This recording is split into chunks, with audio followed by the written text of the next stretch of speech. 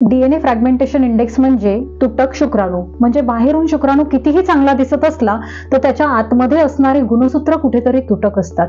तर हे कशामुळे होतं? तर जिथे पुरुषांचं वय वाढलेलं आहे, त्यांचं लाईफस्टाईल चांगलं नाहीये किंवा खूप स्ट्रेस आहे आणि सगळ्यात महत्त्वाचं म्हणजे ॲडिक्शन्स, अति प्रमाणात स्मोकिंग, टोबॅको, अल्कोहोल ह्यामुळे शुक्राणूंची क्वालिटी कमी होते आणि त्यातले गुणसूत्र तुटक बनतात.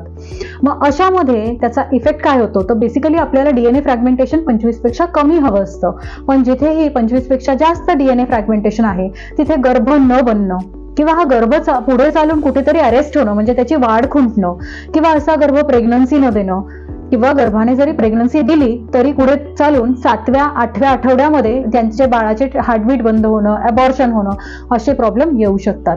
मग अशामध्ये डीएनए फ्रॅगमेंटेशन जास्त असेल तर शुक्राणू निवडण्यासाठी एक ॲडव्हान्स टेक्नॉलॉजी वापरणं खूप महत्त्वाचं आहे.